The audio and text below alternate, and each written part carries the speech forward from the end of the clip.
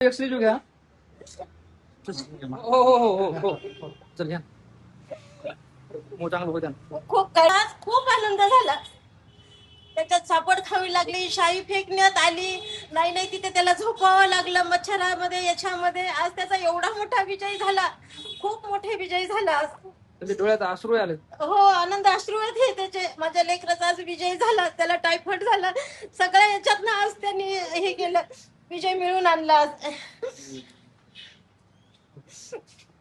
रात्रभर झोपा नव्हते आम्हाला, 3-3 पर्यंत पहाटच्या झोपा येत नव्हत्या. लेकराचं काय होतंय काही नाही, एवढं आम्ही परेशान होतो. आज खूप छान वाटायला लागलंय. लेकाच्या कष्टाचं चीज झालं, चीज झालं, त्याच्या कष्टाचं चीज झालं. 2.5 महिने झाले ना, त्याला झोप सुद्धा नाही, काहीच नाही. जसा तो गोष्टून आलेला आहे 6 जून पासून, तसा तो याच्यामध्ये होता, आज टेन्शन मध्ये होता. आज एकदम मोकळा झाला तो.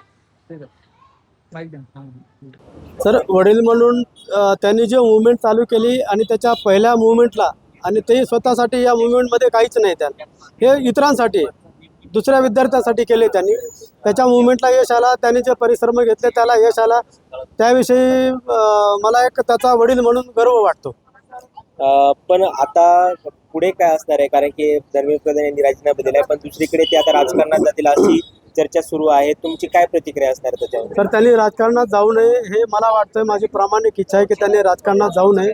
हे सामाजिक मुवमेंट अशा चालू ठेवाव्यात आणि देशासाठी चांगलं काम करावं. पण आता अभिजित तितके जर घरी आले तर तुम्ही त्यांना काय सल्ला देणार आहात? त्या सल्ला त्यांना काहीच नाही देणार मी, की तू राजकारणात जाऊ नको एवढा सल्ला मी त्यांना देणार आहे. शेवटची प्रतिक्रिया, या सगळ्या आंदोलनामागे अनेक सिनेमा अभिनेत्र्यांनी किंवा सोनम वांगचुक यांनी सुद्धा उपोषण केलं, त्यांना पाठिंबा दिला. या सगळ्यामध्ये श्रेय कोणाला आहे? सर, हे श्रेय सर्वांचंच आहे. तो पहिल्या 6 तारखेला जेव्हा विमानतळावर दिल्लीच्या उतरला, त्या दिवशी सुद्धा सोनम वांगचुकजी त्याच्यासोबत होते, तिथे आलेले होते त्या दिवशी. आणि त्याच्यानंतर पुढे जाऊन त्यांनी जे उपोषणं चालू केले, 26 दिवस उपोषण सोनम सरांनी केले. हा सर्वात मोठा त्याग आहे त्यांचा या चळवळीसाठी. नाहीतर खरं म्हणजे त्यांच्या जीवावर बेतलेला विषय होता. त्यांनी जर ते उपोषण नसतं सोडलं तर ते कदाचित त्यांचा मृत्यू झाला असता. त्याच्यामध्ये त्यांचं खूप मोठं या चळवळीमध्ये योगदान आहे, हे नाकारता येणार नाही. आणि ते तसंच बाकी जे कोणी सोशल वर्कर आहेत आणि त्या संघटनेशी त्याच्या जोडलेले जो कोणी विद्यार्थी आहेत, त्यांनी सुद्धा खूप चिकाटीने ते लावून धरलं आणि त्याला साथ दिली. त्याच्यामध्ये एकट्या अभिजितचं काहीच नाही आहे. या सर्वांचा एक कंबाईन इफेक्ट आहे तो. नाही, अजून आई म्हणून खूप आनंद वाटायला लागला. आज त्याच्या हाताला यश आलं, त्यांनी पहिलंच आंदोलन एवढं मोठं उभा केलं, त्याच्या हाताला यश आलं तर खूप आनंद वाटायला लागला.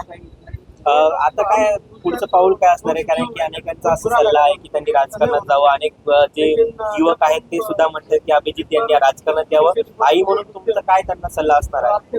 आई म्हणून आता बघू, त्याला विचारू तर काय करतो काही नाही. आता मला तर काही सांगता येणार नाही ना, सर्व त्याच्यावरच राहील ना.